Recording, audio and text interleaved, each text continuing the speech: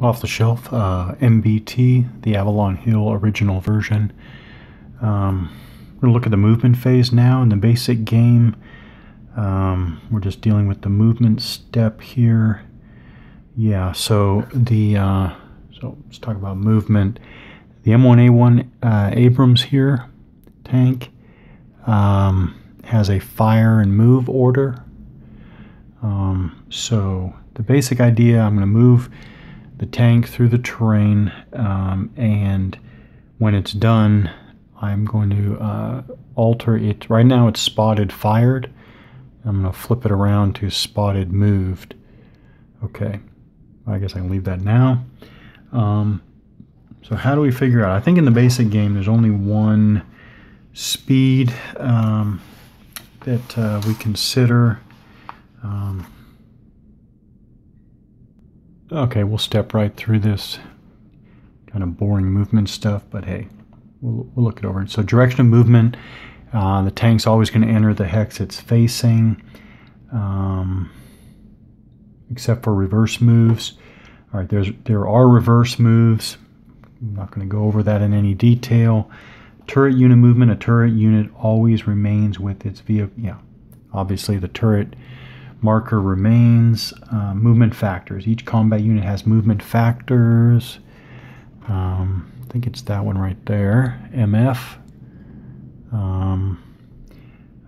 Movement factors that determine the number of hexes that can be moved during a turn. A vehicle unit's movement factors appear on its data card in the speeds section. So we have movement information, speeds, normal, snow, mud. Normal line, only the normal line is used in the basic game, so we're only concerned with the normal line there. Okay, a unit with a fire orders may expend up to the full number.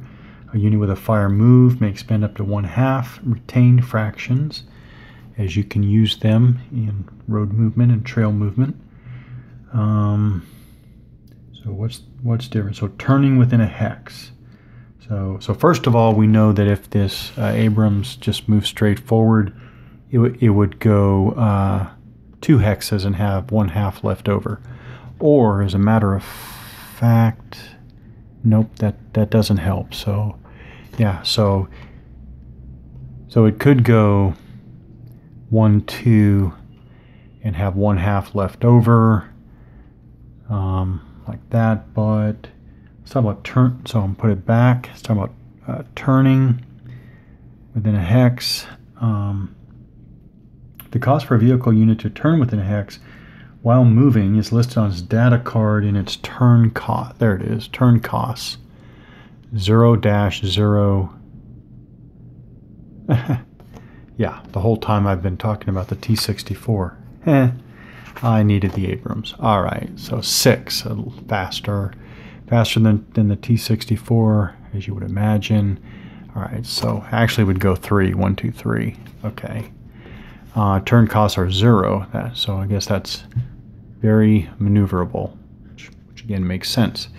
Okay, the costs are for 1, 2, or 3 turns made in the same hex. So I think it's 0, so I think it's like 1. I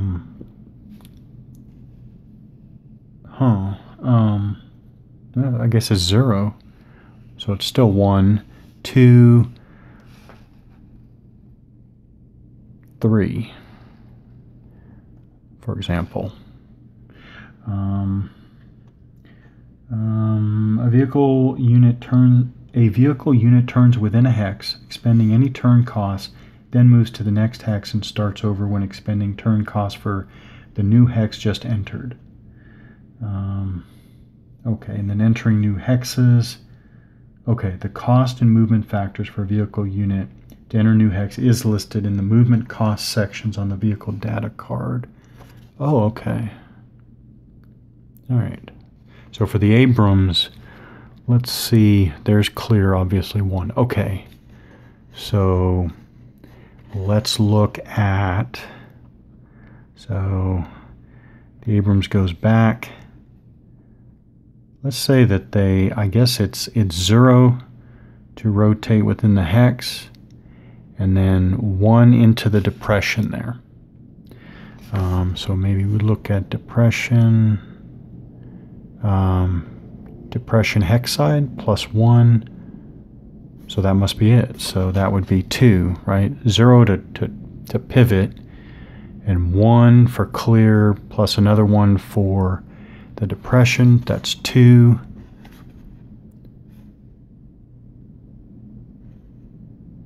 And I guess, yeah, I guess it would be the same coming out of it. So it wouldn't have enough because it has the fire and move order. Okay. What else? Road and path movement, movement over bridges, off-board movement. Units from both sides in the same hex. Interestingly, in the basic game here, basically you're handling, when units from both sides end up in the same hex, you're displacing according to a priority. So this game uses displacement. Okay. Okay, so let's say that another T64 was over here,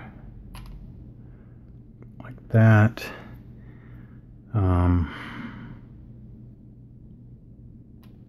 Like that. So this gives us an opportunity to talk about turret turns. So the Abrams moved up to half of its movement allowance because it still has the fire and move order. It's now marked spotted moved.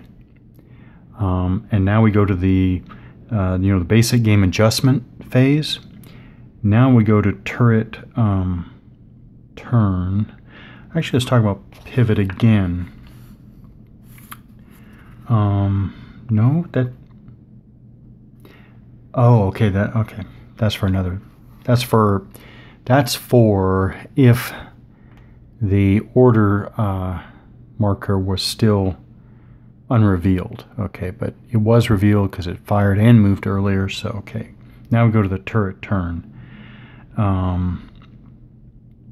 Okay, so obviously now the Abrams that is facing, turrets facing that way, wants to turn its turret towards the, of course it's in a depression, but when it comes out of the depression, it wants its turret facing the new threat. So turret units may, if desired, be turned in either direction on vehicle units with rotating turrets, which are all the units in the basic game. The number of hex sides a turret can turn depends on the number listed in the turn column of the firing information section of the unit's data card. So make sure I have the right one. The Abrams. Where's the... Where is it? Okay, so where is it? Firing information.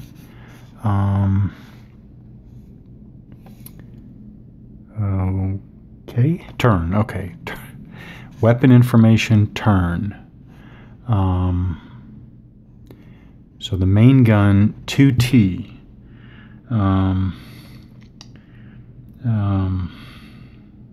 For example, in M1A1 data card, that's actually what I'm looking at, the turn is 2T. The T indicates that there is a turret. The turret unit is, can be adjusted up to 2 hex sides in any direction. Okay. So that's what I'm looking for. That means that the Abrams here can rotate its turret up to 2 hex sides. So it might want to turn it 1 there, or 2. Actually, if it's going to be coming out of the depression like that, next turn, I guess it wants to be, yeah, I guess it would want to be straight ahead. Okay, but that's how it is. When you're going to go to figure out how many hex sides you can turn that turret in this part of the adjustment phase, you're going to look for that turn 2T. Actually, the 64 Bravo is the same. Let's see if there's anything dramatically different. Nope, they're all 2T. Okay. So that's turning the turret.